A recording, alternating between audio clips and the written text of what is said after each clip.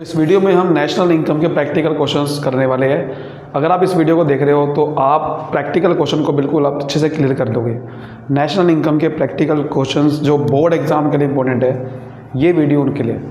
तो इस वीडियो को देखने के बाद आपको बहुत अच्छे से क्लियर हो जाएगा कि प्रैक्टिकल क्वेश्चन कैसे करने होते हैं, कैसे अटेम्प्ट करने होते हैं। मैं जो क्वेश्चन यहाँ पर लिखने वाला हूँ, सारे इंपॉर्टेंट क्वेश्चन आपको कराने वाला हूँ। इस वीडियो को बहुत ध्यान से देखना। फॉर्मूलेस में बीच में जो बताऊँगा, वैसे मैं फॉर्मूलेस की वीडियो बना चुका हूँ, value added method, income method, expenditure method, वो वीडियोस की लिंक में डिस्क्रिप्शन में डाल दूंगा। प्रैक्टिकल क्वेश्चन को ध्यान से देखना बिल्कुल, ठीक है। चलिए स्टार्ट करते हैं। जैसे कि ये क्वेश्चन है, ये क्वेश्चन सबसे पहले करते हैं जो कि बोर्ड एग्ज़ाम सबके लिए, मतलब बोर्ड एग्ज़ाम के लिए इंपॉर्टेंट है, CBSE क्लास 12th। ध्यान से पढ़िए क्वेश्चन को। वैल्यू एडेड निकालना है इसके अंदर।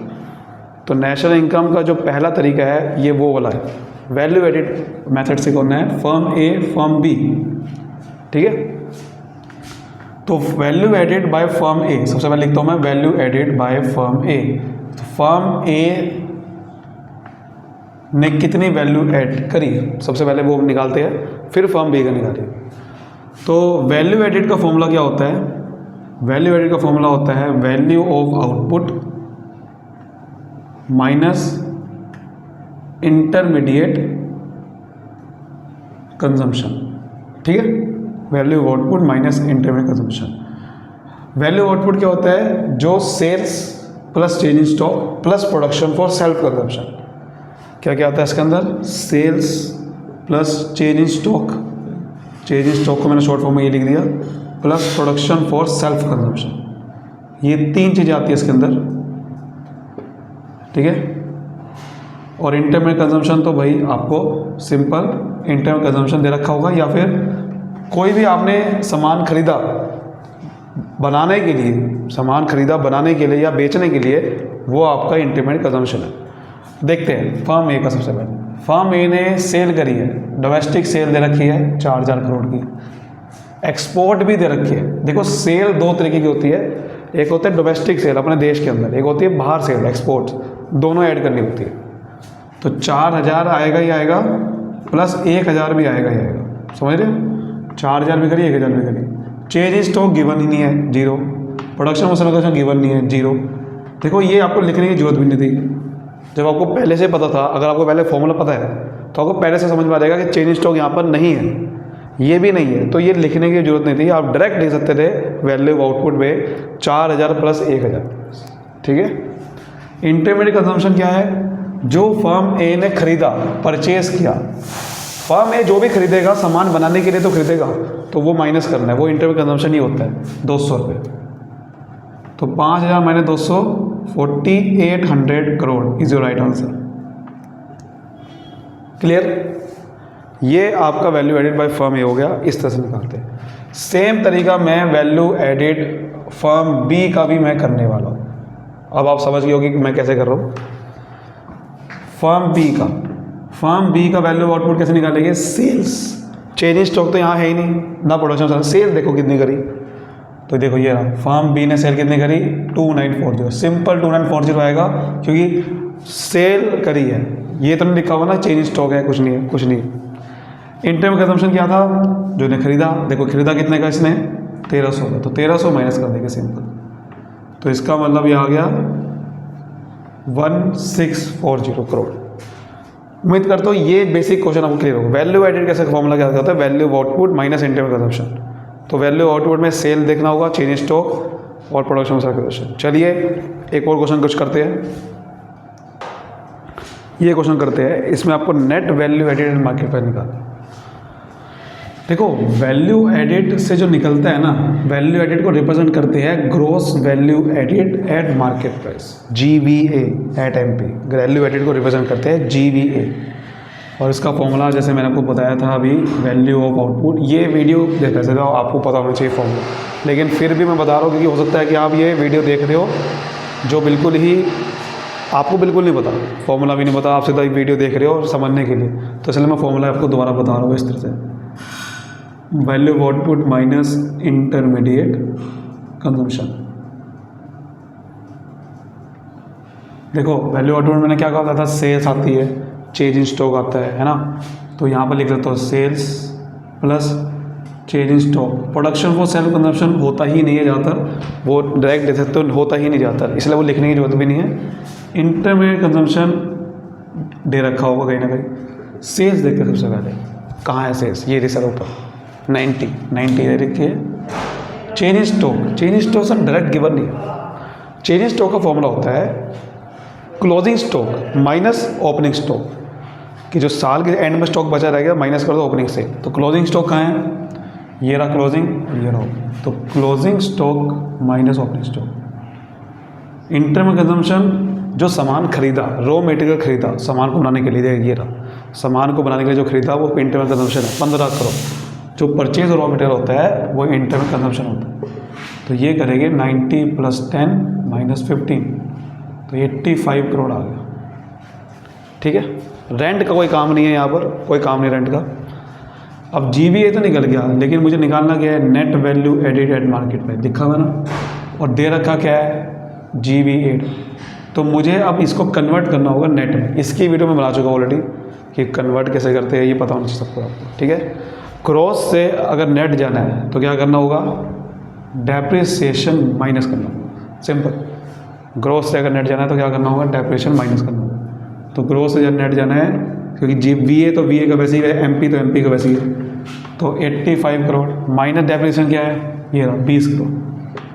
तो 65 crore is your right answer. ठीक है, चलिए नेक्स्ट क्वेश्चन देखते हैं। तो नेक्स्ट क्वेश्चन देखते हैं हमारा इस तरीके का। ये क्वेश्चन भी बड़ा इंपॉर्टेंट है, ऐसा क्वेश्चन भी आ चुका है।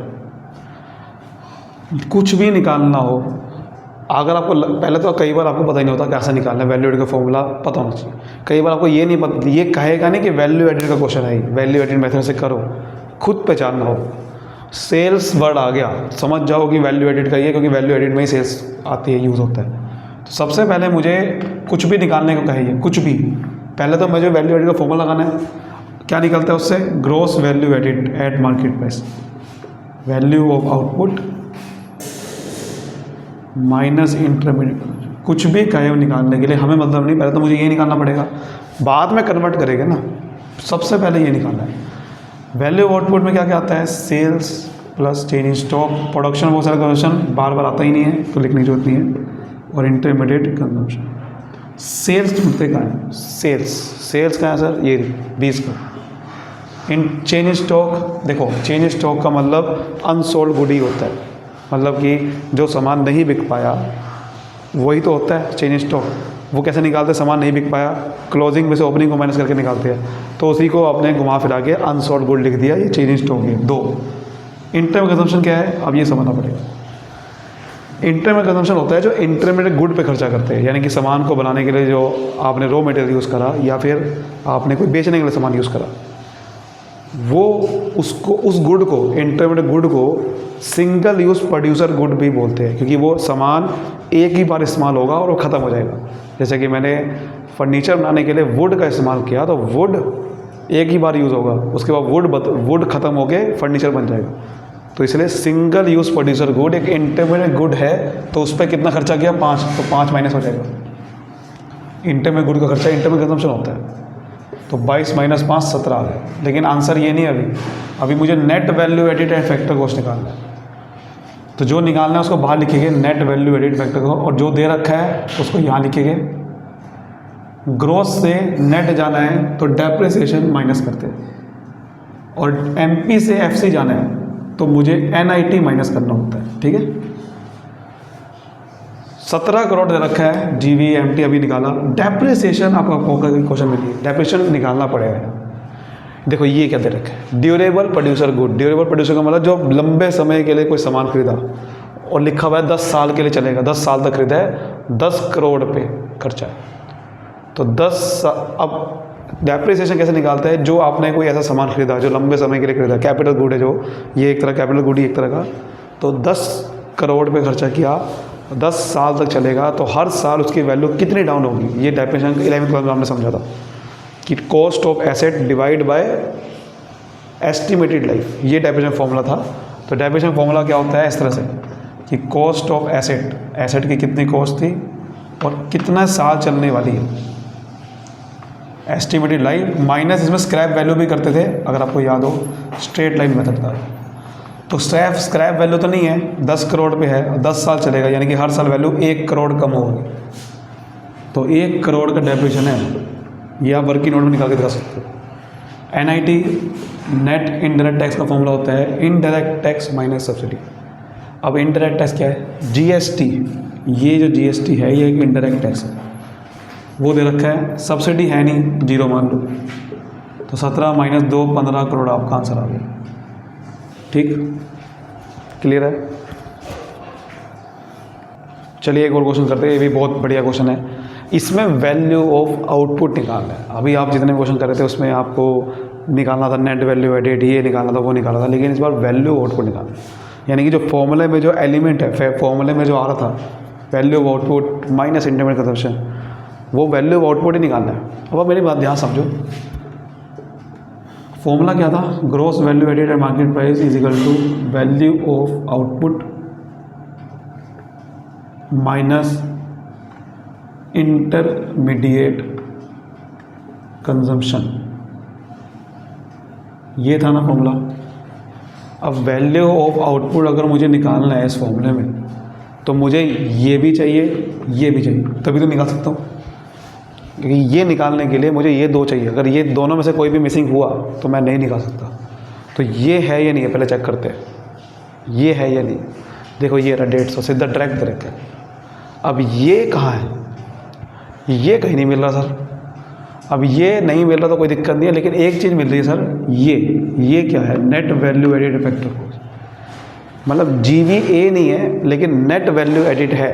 GVA एड MP चाहिए मुझे, लेकिन वो नहीं है, ये है। तो क्यों ना मैं पहले इसको कन्वर्ट करके ये निकाल लूँ, तब आगे क्वेश्चन सोल्व करेंगे, तभी तो हो सकता है। क्योंकि आपने देखा जो भी फॉर्मूले में कोई आइटम निकालने है तो उसके लिए पहले ये जरूर चाहिए और ये भी चाहिए। तो पहले मुझे ये निकालने के लिए इसका सारा लेना पड़ेगा। जो निकालना है उसको बाहर लिखो, gross value edit market price. जो दे रखा है उसको अंदर लिखो, net value added eight factor cost. इसको मुझे कन्वर्ट करके यहाँ लाना है। कैसे लाएंगे? नेट से ग्रॉस बनाना है। जब ग्रॉस से नेट बनाना होता है तो डेप्रिसिएशन माइनस करते हैं, लेकिन नेट से ग्रॉस बनाना है तो डेप्रिसिएशन प्लस करते हैं। VA तो VA ही है। FC से MP बनाना है तो FC से MP बनाने के लिए हम NIT प्लस कर देते हैं, क्योंकि मार्केट प्राइस में इनडायरेक्ट टैक्स इंक्लूड होते हैं। तो NIT प्लस कर देते हैं, ये निकाल। तो ये आपको दे रखा है 250 करोड़। डेप्रिसिएशन ये रहा 30 crore. NIT indirect tax minus subsidies. NIT कहाँ है? अब NIT देखो, ये रहा GST 20 crore. Indirect tax GST होता है, सब्सिडी ये रही 10 करोड़। तो ये निकालना पड़ेगा पहले, समझ गए बात को? तो 280 प्लस 10 290 करोड़ आ गया। अब मैं इसको इस फॉर्मूले पुट करूँ, तो इसको उस फॉर्मूले 290 is equal to value of output intermediate consumption निकालना है। इंटरमीडिएट कंजम्पशन ये रहा, सॉरी दे रखा है वो तो 150 करोड़। तो आंसर कितना आ गया? 140 करोड़। बस this is the right answer. अब आप कहोगे ये क्या मतलब है? ये भी दे रखा था सर, ये भी दे रखा था, मतलब कुछ भी दे रखा, हमें क्या मतलब? हमें तो वैल्यू ऑफ आउटपुट निकालना है, पूरी हेडिंग। ये जो दे रखा है नेट एडिशन टू स्टॉक्स, ये चेंज स्टॉक है जो इसके अंदर आता है। तो -13 इसके अंदर आ चुका है। जब हेडिंग निकालनी हो तो अंदर कुछ भी दे रखा हमें मतलब नहीं है, हमें तो पूरी वैल्यू ऑफ आउटपुट निकालना था ना। उसके अंदर सब कुछ आ गया, सेल्स भी आ गई, चेंज स्टॉक भी आ गया। तो चेंज स्टॉक का अलग से कुछ करूँगा क्या? नहीं करूँगा जब हेडिंग निकाली। समझ आएगी बात को? देखो net value added at market price निकालना है इसके अंदर। इस क्वेश्चन में भी थोड़ा सा अलग चीज़ है। मैं आपको चाहता हूँ कि सारे लगभग क्वेश्चन इस मेथड की कराओ, जिससे आपको कोई भी क्वेश्चन कर सको, ठीक है ना?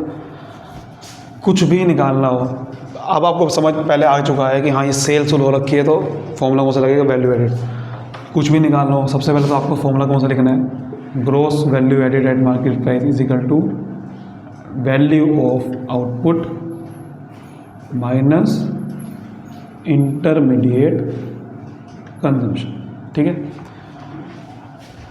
वैल्यू आउटपुट में क्या क्या आता है सर? सेल्स आती है, चेंज इन स्टॉक आता है, प्रोडक्शन को सेल कंजम्पशन आता है, लेकिन अगर वो होगा तभी लिखोगे ना फॉर्मूले में, इंटरमीडिएट कंजम्पशन। अब सेल्स कहाँ है सर? सर सेल्स दे तो रखी है, लेकिन ये क्या चक्कर है? यूनिट्स अलग दे रखी है, प्राइस अलग दे रखा है, यानी कि ये सीधी तरह दे रखा। सीधी तरह सेल नहीं है, मतलब 800 यूनिट बेची और 1 यूनिट 20 रुपये की थी, तो सेल आपको निकालनी पड़ेगी। आप सेल निकालने का क्या करना पड़ता है, आउटपुट को, जितने आउटपुट बेचा उसको प्राइस से मल्टीप्लाई करो तो सेल आ जाती है, ठीक है। तो आउटपुट कितना था, 800 यूनिट बेची, 1 यूनिट 20 की थी, इसका मतलब सेल कितनी करेगी, मल्टीप्लाई कर लेंगे। चेंज इन स्टॉक का है, ये रहा net change in stock, minus का है तो कोई बात नहीं, माइनस के लिखना पड़ेगा। इंटरनल कंजम्पशन का है सर, ये रहा इंटरनल कॉस्ट 8,000 रुपये, ठीक है। ये 800 इंटू 20 कितना था, 16,000 माइनस 500 माइनस 8,000, तो 7,500 इज द राइट आंसर। अभी आंसर नहीं है, आंसर नहीं है अभी, क्यों, क्योंकि ग्रॉस वैल्यू एडिट निकालना तो नेट वैल्यू एडिट है, कोई दिक्कत नहीं है। जो निकालना उसको यहाँ लिखो और जो दे रखा है उसे यहाँ लिखो। माइनस क्या कर देंगे, ग्रॉस से नेट जाना है, माइनस डेप्रिसिएशन, सिंपल। तो 7500 डेप्रिसिएशन क्या दे रखा है, ये रहा 1000, तो आंसर कितना आ गया, 6500 करोड़। तो उम्मीद करता हूँ आपको सारे क्वेश्चन समझ में आ गए होंगे अच्छे से। मैंने आपको जो भी कराया वो सारे इंपॉर्टेंट क्वेश्चन ही थे। वैल्यू एडेड मेथड के हमने क्वेश्चन कर लिए। नेक्स्ट वीडियो इनकम मेथड और एक्सपेंडिचर मेथड दोनों को कवर एक साथ करेंगे, क्योंकि वो क्वेश्चन ज़्यादातर एक साथ भी आते हैं ज़्यादातर, ठीक है। तब तक के लिए मुझे दीजिए इजाज़त। Thank you so much, all the best.